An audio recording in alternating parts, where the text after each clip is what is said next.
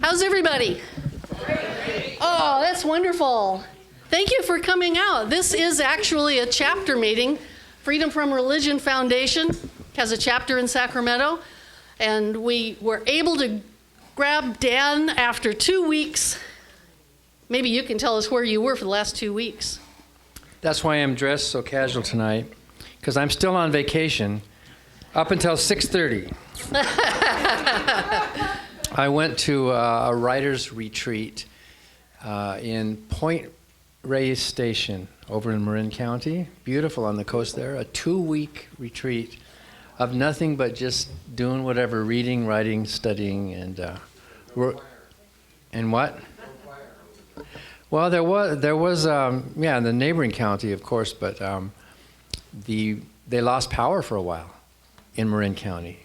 And I arrived 2 days after it came back on, so I was blessed. So I'm still in this mode of, I don't even know what day it is. It's like when you're on that kind of a retreat. Wednesday. You don't even think. It's Wednesday? Okay. Wednesday. All right. Yeah, you got another day here. Daylight savings time is just an hour, though, right? Not a whole day. I think he's on to me. You're fun. I told him that I was going to ask him outrageous questions. I've done this before. I don't know if you were here. Was anybody here for my other outrageous questions? Oh, wonderful. And I told him, you can submit some if you want to, tongue-in-cheek. He did. He's a good sport. So he did. Are you guys set? Do you have enough levels and things? All right. We just had the convention back in Wisconsin. Did anybody here go to that? Oh, look, 1, 2, 3, 4, 5. You were there, Dan. I was there. Did you see me? Good thing. And I was there. And I learned that Freedom from Religion Foundation is the 3rd largest free thought group in the world. I know. That's amazing. Good job. Thank you. And they always get the top score, 100%, 4 out of 4 stars on Charity Navigator. I don't know if you knew that or not, but they always do, and they did it again. And I also learned that there are only, I may get this wrong because I didn't write any notes, but I remember, I think it was Annie Laurie said that there are only 3 in your category who obtained 100%. Am I getting that right? Yeah, Charity Navigator has like 9,000 charities that it judges, and we've had a 4-star rating, the highest 4-star rating 10 years in a row. You can get a 4-star with less than 100, but this year, for the first time, we got a 100% rating with them on all their categories, and there's only about 75 charities that have done that. Wow! Out of the 9,000, only 75, and of those, there's a category that we're in called social issues, or I forget what they call it. There's only 3 of us in that group, so. And the other 2 were very impressive, as I recall, but I don't remember who they were. I don't either. One was a governmental organization or associated, it had to be. Anyway, good job. So you can look us up on Charity Navigator. A lot of people do when they donate to a group they want to see. And you probably know Bill Donahue, the Catholic League guy who's on TV all the time, who badmouths us. He's complaining about how sloppy our group is. So I looked him up online. They have a 2-star. And the reason they have such a low rating is that his annual salary is about $450,000 a year. Oh, my gosh. Oh, gee. Well, that's a good gig, isn't it, to go on just scream anti-Catholic and then you make that much money? Wait a minute. I'm feeling it. It's moving. I'm feeling it now. Yeah. Bye, Dan. There's something else out there. Oh, my goodness. Well, congratulations on doing so well. You told me a couple of years ago, I asked you how to run an organization like this. I don't know if I had the chapter yet at that point or not, but you told me in 3 words what to do. And I see you do it all the time. Do good first. That's what you told me. And I follow that. Just do good first. And I've told that to a lot of people. So very good. It's kind of like build it and they will come. Yes. So do the work, and if people like what you're doing, they'll join. And so, Yeah. and that's what you're doing. I try. I go by that. And I didn't really get a chance to introduce Dan because I thought he'd be off and I get to do a big introduction, but he's sitting here. So let's welcome our most beloved ex-preacher that we know, Dan Barker.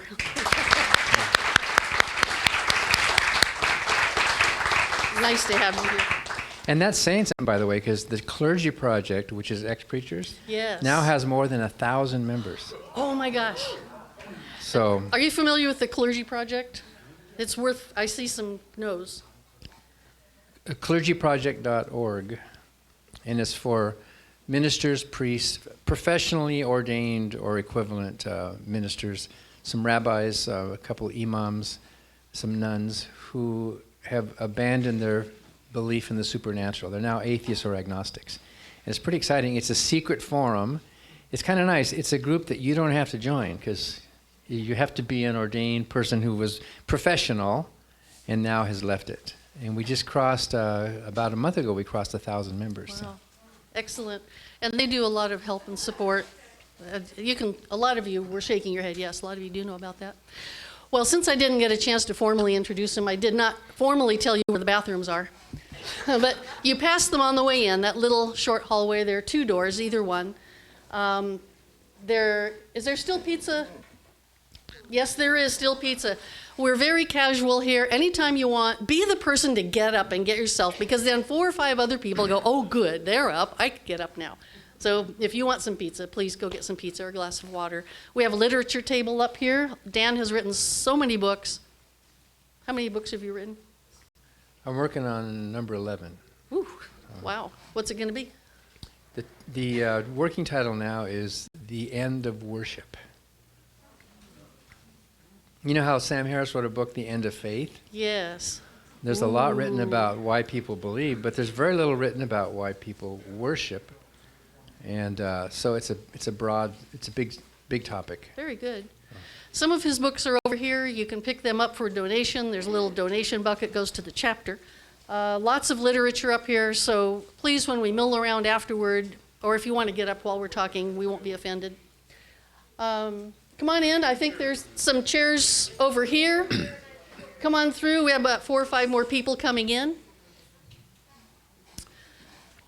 All right. Well, Dan, you do know that I use the word outrageous, right?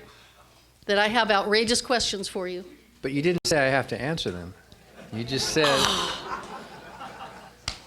But all go right. ahead. For the next time, I'll know to put that in the contract. No? You guys okay? All right. So, Dan. Yeah.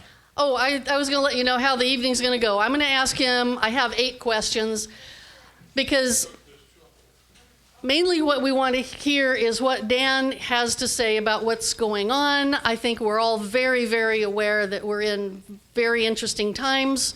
We have Project Blitz. I don't know if you've heard of that, but that's scary. Religion is infiltrating every which way they can, especially now that we have so much division. So I've asked him if he could talk. So there might be a little bit of serious time after my silly questions. And I'm hoping that he'll inspire us to do more. Whatever do more means for you, or whatever do more means for me, maybe he could inspire us to do more. And then he's already been practicing on the piano, and we've been loving it. We're going to ask him to do that to end the evening, play a bunch of songs for us. I think did we get the microphone to reach? I don't know. Okay. Well, okay. So anyway, so we will end with an evening of music, and that'll send us out the door with smiles after having been given real food, inspirational food. So anyway, now, Dan, here's your first question. I'm starting with a couple of softballs. These are easy. What do you do on Sunday morning? What do I do on Sunday morning? Yeah. Well, Sunday's supposed to be the day of rest. So Sunday's a good day to sleep in.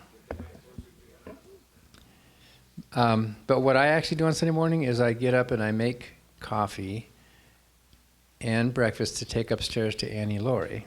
Aww. And I envy Annie Laurie because she has this wonderful talent for sleeping in. And I bring her the New York Times, and I don't know if she wants me to tell you all this. Yes, but she does. She told me. She did? called me just 5 minutes ago. Well, anyway, she enjoys the morning reading and reading books and reading the newspaper. So you enjoy your and mornings. you know, I mean, that's what a weekend is for, isn't Now, it? when she was here, she told me what she does on Sunday mornings. She goes downstairs and makes an omelet and brings it up to you. No, she didn't. I'm kidding. You had a serious look on your face. Almost everything I say is a joke. I don't think she's right, ever Kevin? done that. She's a pretty good cook, but I don't think she's ever brought an omelet upstairs. I won't tell her you said that. Okay, this is another softball. And if you've been following Dan, a lot of you probably have. You already know this one, but this is so interesting. There's a famous person who played Cupid and was instrumental in you meeting Annie Laurie. So who was that person? And then here's my outrageous part of it. What is this person really like behind stage? Who's the famous person? So you're probably talking about Oprah Winfrey, Yes. right? Yes. Okay. So 1984, I sent my letter out of deconversion. And a few months later, I read a book. Back in the 80s, there was no internet, you know. You remember the 80s, don't you? Yeah, I remember the 50s. So to find literature, and I thought I was the only one around. I was a minister, I left, and you had to go to the library, you had to go to a bookstore, but I found a little notice about a catalog of agnostic books in I think a science magazine. So I ordered a book that's called Woe to the Women. The Bible Tells Me So. I thought, that looks interesting, written by a woman named Annie Laurie Gaylor. And I loved the book, and so I wrote her a letter. The FFRF address was on there. And I said, thanks for writing the book. I'm a former preacher, and I really appreciate it. It was just a short little letter. And she didn't answer it. But, you know, because when you write a book and you get fan letters, especially from some unknown guy out in California. But her mom saw the letter, Ann Gaylor. Ann and Annie Laurie were co-founders. Mm-hmm. And so her mom said, well, we should answer this letter. This guy's got a story. So she answered me, Ann answered me, and she said, maybe you could write our story. Free Thought Today had just started that year. Volume 1 was that year. And so I sent a story to FFRF about my story, losing faith in faith. It's called I Just Lost Faith in Faith. And then I got a phone call a couple months later from a producer in Chicago saying, we've heard that you have a good story. And we're doing a show about atheism, and Ann Gaylor and Annie Laurie, whom I hadn't met yet, they thought you would be a good guest on this show. I said, okay, that'd be fun. So they flew me to Chicago, and that was 84. I think it was September, and the host was a young woman named Oprah Winfrey. Mm-hmm. The show was called AM Chicago. That was just a few months before she went national. So there was a bit of a buzz about Oprah Winfrey, but she wasn't the big mega star then. She was a local. In fact, the way it happened was a few years before that, Oprah Winfrey was a co-host of a show called People Are Talking in Baltimore. And that People Are Talking invited Ann Gaylor and Annie Laurie to Baltimore to do this show about atheism. And it was the first time that Oprah got to actually host it. Before that, there was a guy host, and she was like the sidekick who would spin the drum, you know, with the... Oprah did that? Oh. Yeah.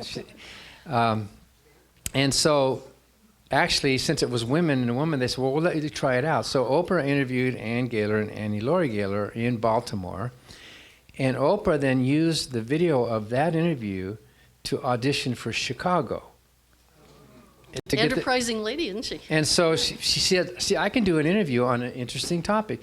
And so she credits that interview with her getting the gig in Chicago, which then launched AM Chicago. And then she said, so I'm going to have you back on my show when I get to Chicago. So that's what happened. And then she said, we'll talk about atheism. Do you know any other guests? And so they flew me out, and that was really fun. Not only was that the first time I had ever publicly spoken about my atheism, because what do you do? What happens to a minister when they leave the ministry? You don't hear from them anymore. What do they do? It's like they're just gone. In the Clergy Project, we know what happens to a lot of them. But anyway, and there's a video, you can see that video online. That's the first time I ever basically formed those words, because I was being asked by this TV host named Oprah, which she said it was Harpo backwards. She said that on the show. So then that's the day that I met Ann, and Annie Laurie was on that show. And that was the first day I'd actually met and talked with any other atheists, open atheists. And we've all met atheists in our life, but you just don't know it. So that was kind of fun. And you could see us on the show kind of relaxing. Okay, we're among friends here. This is great. And it was the first time I'd ever spoken before a hostile audience. They were very hostile. You can find it on YouTube. Oh, they were so hostile. Well, you know, I think that was good TV. I think the producers did it on purpose. They packed it with these Bible thumpers and, you know. Boy, did they. Yeah, and so that made it a really lively thing. So, and that's the first time because when you're a minister, you're speaking to a congregation and they're just all loving and amen. They're there because they like you.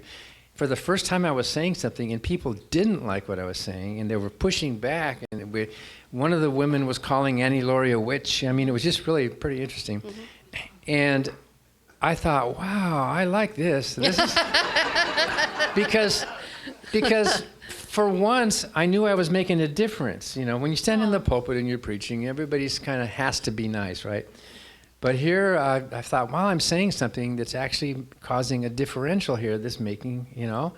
And so we met each other that day. And 3 years later, we got married, Annie Laurie and I. So, yeah, you can find it on YouTube.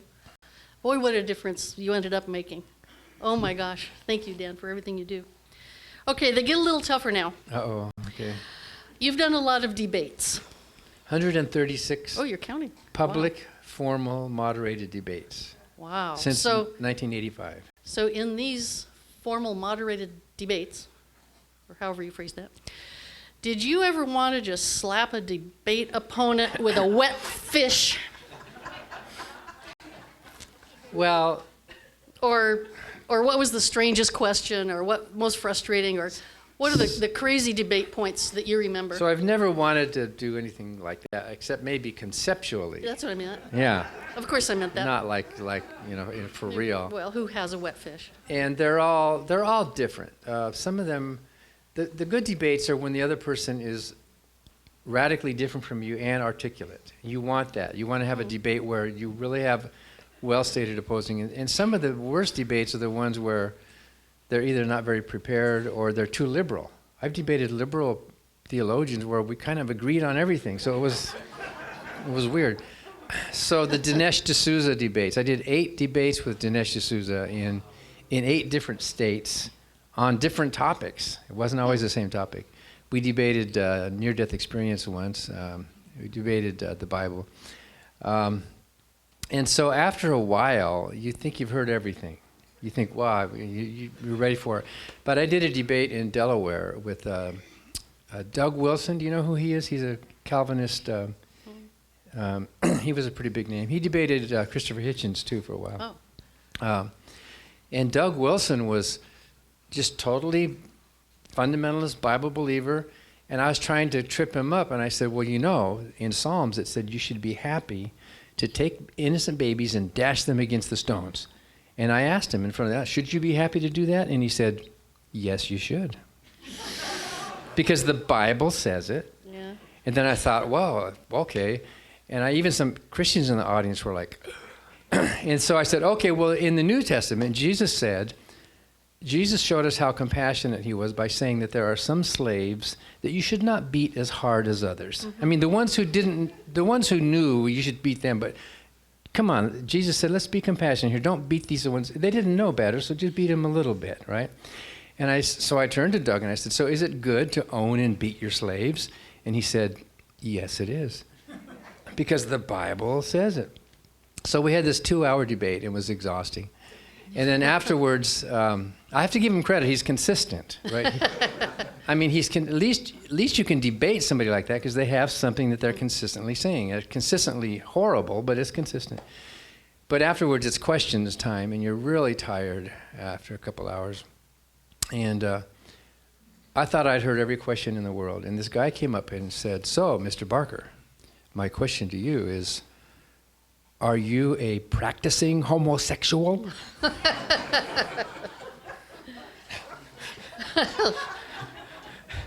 And I wasn't sure what to say. I didn't want to say, "Oh, no, I'm not," like there's something wrong. Like if I had been, like, you know, I think I said something like, "Well, no, if I were, I wouldn't be ashamed of that, but why is that even relevant to this? Why is this?" And then I realized why it's relevant.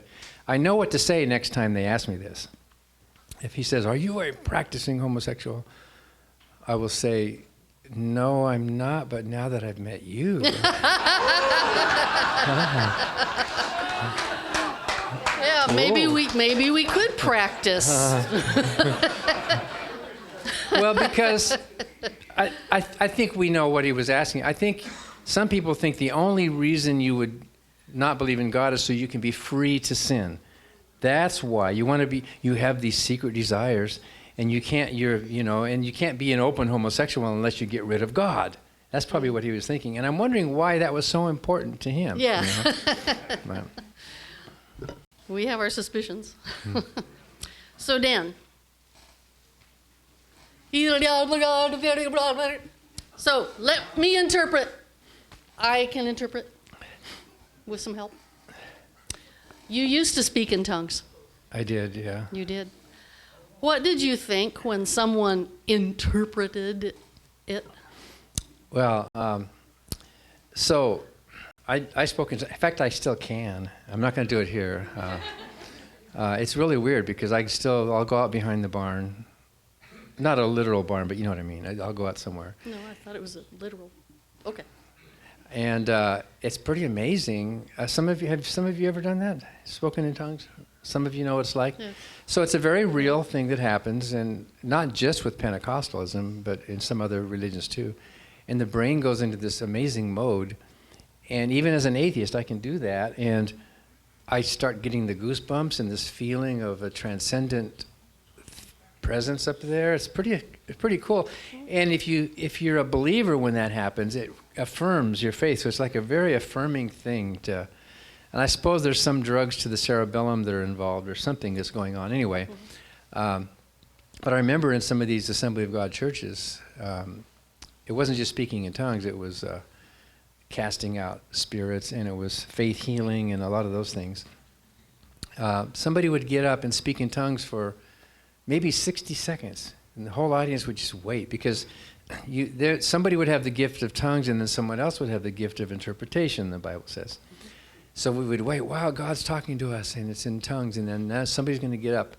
So after this minute of tongues, we would wait, and then somebody would stand up and say, the interpretation is, God wants you to know He loves you.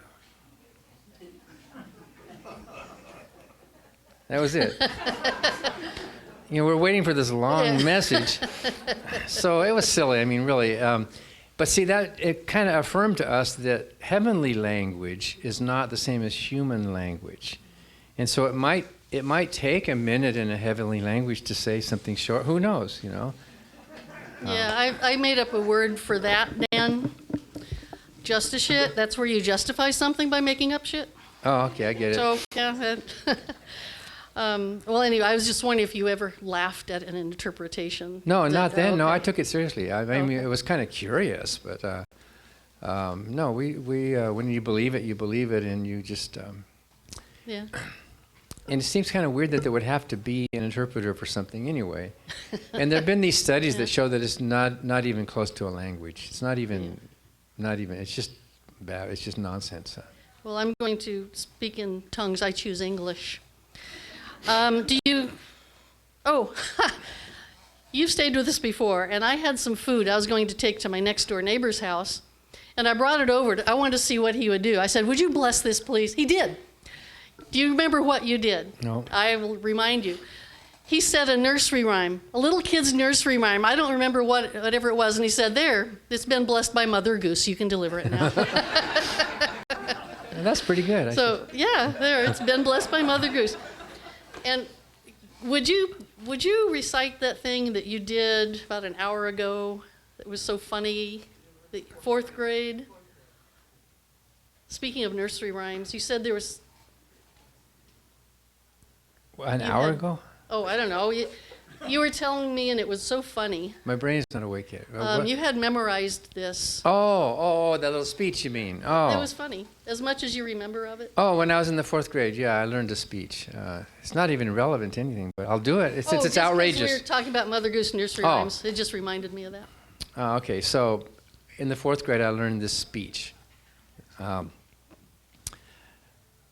Ladies and jelly spoons, I come before you to stand behind you to tell you something I know nothing about.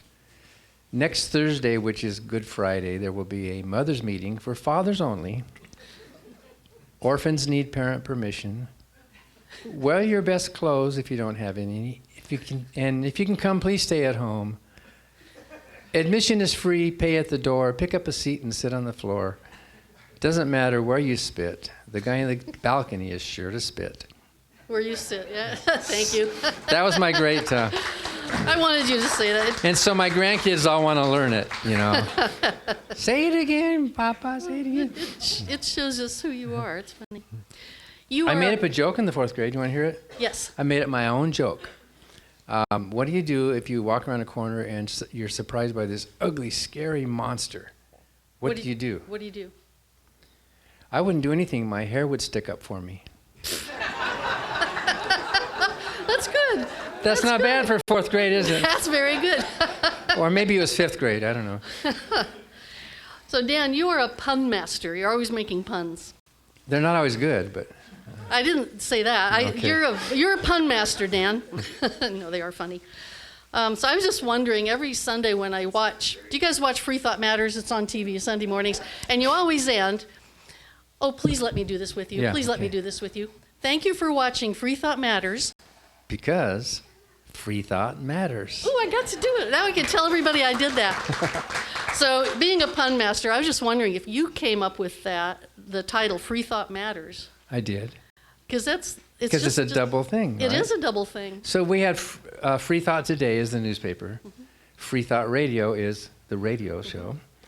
And what else do we have that has Free Thought in it?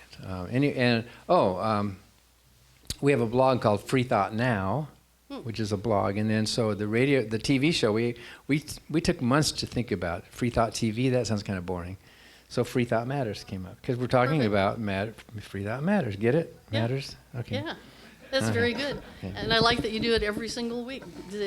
Is it show in Sacramento? Yes. Okay. Oh, yeah. Yeah, we're all watching. How many have seen it?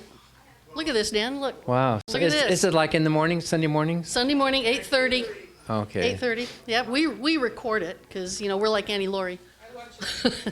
On YouTube? Oh, yeah, they're all on there. Just a couple of more questions. This season, Dan, is it used to say paid program, so you always had to remember whatever paid program at 8:30. On the channel guide, it wouldn't say what it was. It would just say paid programming, and now it says Free Thought Matters. Yeah. Yeah, and we got calls from people who wonder what that means. KQCA 58. So from the TV station's point of view, we're kind of like an ad because we're paying for it to air. Mm-hmm. So they just put paid programming. It's like, we're not touching this. This is not ours, right? Well, Bruce or somebody, it says Free Thought so Matters now they put it on? Okay, good. Okay, getting down to the last couple, and then I would ask you to talk to us, please. You said you got over a phobia of dogs. I was wondering if you could tell us how you got the phobia and how'd you get rid of it? Kind of a serious question. So I was down in Mexico. I was 17, I guess, maybe. We were down in Michoacan and outside a little town called Zacapu, which there really is a town called Zacapu. And we had a church service that day, and it was like an adobe church building.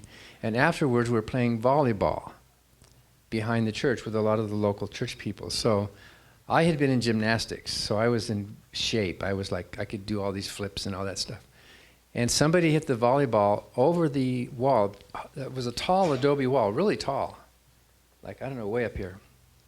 And the ball went over, so I said, I'll get it, showing off. So I just hopped up to the wall and leaped over to the other side and landed in about 3 inches of manure. I didn't know there was stuff down there.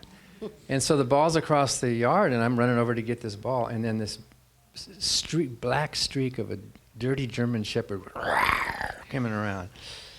And I had to get back up that wall again. And the dog bit me a couple times. And I have scars from it today. I won't show you. Thank you. I have actually a V scar in the back of my foot here because I was going up that wall and he got his teeth in the back of my heel. And somehow magically I was up on top. I mean, you have to get up on top. You get up, back up. And the dog was coming up, almost reaching to the top, bark. And the people on the other side, the volleyball players, they were laughing because it was like a cartoon. They heard this dog barking and I jump up on the wall. Until they saw the blood dripping down the side of the wall. And so they had to take me to Guadalajara for... they didn't know if it had rabies or what, and to clean that off. And they gave me a shot of something, which was wonderful, actually. So I went to this pastor's house, and I went into this bed. And we hadn't slept in a bed for a long time. We were sleeping in, sleeping bags and cots and stuff. And I woke up the next morning, didn't realize that it was the next morning. And then I got dehydrated, and then I got pretty sick that summer. But ever since then, for maybe 10 or 15 years, I had just this irrational phobia, and whenever a dog barked, you can understand, right? And I knew there was no problem, but still, just if a dog barked, I would just automatically be across the street. It was weird. And that was a phobia that just sort of wore off after a while. Because I knew rationally there was not that reason, but what do you call that? Psychologically, there's a subroutine running. Trauma, PTSD? Something, well, whatever. So, in fact, I came out of a recording studio one night, and there were dogs across the street, and I had to go back in and ask the engineer, could you walk with me to the car? Because I can't even go out there right now. Yeah. But we've all had experiences in life. So it just went away, yeah. I had a fear of flying for a while in my 30s, which was pretty bad, and then I just decided to fight it by taking deep breaths. It's amazing what oxygen to the brain does. Because if you're nervous or panicky, then you breathe more shallow and it feeds back, so there's less oxygen coming to the brain, so then you're even feeling more panicky and you get all... So just turn on the air and take some slow, deep breaths, and then that went away after about 10 years. 10 years, wow. Took a while. So about the dog, I've emailed you a couple of times about staying with us tonight, and I've never heard back from you on this. We have a German Shepherd. You do, huh? Okay, we can talk later. Have you had it tested? And we keep it over a fence in the manure pile, so we're you fine. do? We're good. No, if there's a problem, we'll talk later. But no, I'm way over that now. And I had emailed that several times, and you hadn't responded to that, so I thought, well, maybe you're okay. But I know you have the... It's kind of awkward to have a dog phobia with my last name. Moving on. A good one. There is one special night each year that you and Annie Laurie share a champagne. Later at night, special, only one night in the entire year, because it's very meaningful. Can you share what that one night is? So, neither of us drinks. Neither of us like to drink, and my brother Daryl makes up for that. He's, I don't know what genetically why can two brothers be so different? When I drink anything, it's like gasoline or something. Why would anyone do that? But I understand I'm missing out on something, because drinking can really be wonderful if you have that. So there must be a genetic thing. And Annie Laurie's the same way. She goes, why do people drink? But every year when the convention's over, after all the months, years of planning the convention and then being there, and you know what it's like putting on a big event. This year there was, 660 people? We were hoping for 6 more. And the year before, 1,000 or so. Yeah. But, and even with the big staff, just having all the details in the registration and the speaker agreements and all of the stuff that could go wrong. And That so must be incredible. it's really, it's like there needs to be a word for it. I don't think there's a word in the English language, which is a combination of extreme joy and extreme dread at the same moment. You know what I mean? There's this thing of, you know. And exhaustion, I imagine. Yeah. Yeah, and so actually, at the end of November, we've scheduled some time to sleep, actually. Oh, good. It's on the calendar. So after the convention is over, and this year it was in the afternoon, so we order a glass of champagne, one glass, to share, and we don't even finish it. But it's like, we're celebrating, there's bubbles. Convention's over! Yeah. And so it's kind of a ceremonial thing that we do. Yeah. That's sweet. That's incredible to put that on. Now, at the Sunday meeting, Annie Laurie teased us that she's hoping to get this particular big name, and then as she was looking at her papers, she emphasized big name. And I asked, what are the initials? She wouldn't even tell us the initials. Is there anything you can add to that? Oh, he's thinking. He knows. That's because the agent and all that stipulate that we cannot announce it until a certain date. I think February. We won't tell anyone. No, I know you know.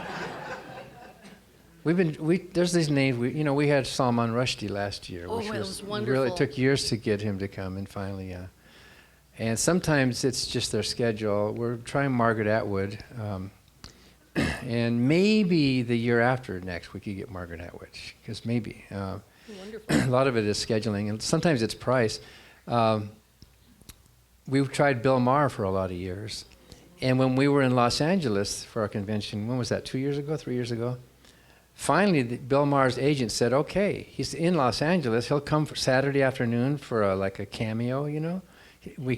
Bill Maher can come to our convention. He'd be glad to do that. And since you're a nonprofit, he will only charge $110,000. Oh. So what a deal. Oh, my. So $110,000 so he can come in and wave at us, you know. So we thought, well, maybe not. Better things to do with your membership dollars, you know. Well, you had wonderful speakers. It was fantastic. You always do. And I was most excited, I must admit, to meet Mrs. Betty Bowers, Yeah? America's Best Christian. That was, liberal redneck. Liberal redneck. Trey Crowder. Yeah, and so your entertainers were fantastic. And the Sarah Vowell. speakers. Didn't you like Sarah Vowell? Yes, everyone. Okay, I'm going to rush because I want to hear what you have to say. You already told us. The last was, do you know any atheist jokes? Do you know any more atheist jokes? Well, there's one that I made up. Did I already tell one? You Boy, my told brain. one, I know, and I have one. You have one, okay. Yeah. Is that why you asked me this question, so you could tell us your joke? No, it's a save. All right. In case you didn't have one. A priest, a rabbi, and imam walk into a bar. They said, ouch. They said, ouch. That's all. No, I'll tell you my So- joke. I made up one, my you own. did, for I've said real. it on the radio show. Okay. So there's an atheist woman married to a Christian man, and they love each other, and they respect each other, and they get along just fine. And he goes to church all the time, and she doesn't. She sleeps in on Sunday mornings, like she should. And one day he said, why did you come to church with me this Sunday? You know, I mean, it's important to me. And she said, all right, I'll go with you. So I love you. I'll go to church. So they go to church. And it's a big, long service. There's the call and response, and there's the offertory, and there's the collection of the offering. And then there's a pretty long sermon, and then there's the announcements, and then there's more hymns, and there's more prayers, and so on. And finally the service is over. And the preacher goes up to the woman and says, we're glad to have you in church. You know, we haven't seen you in church. We're really glad to have you here. So do you mind if I ask you, do you believe? Do you believe? And she says, actually, yes, I do. After listening to your very long sermon, I now believe in eternity. Very good. Thank you for the Q&A, Dan. I'm going to turn it over to you in just a second. If you want to get up, this is a good time. This is not a break. I'm just going to have him take over right now. So I will now turn it over to Dan Barker. There you go. Thank you.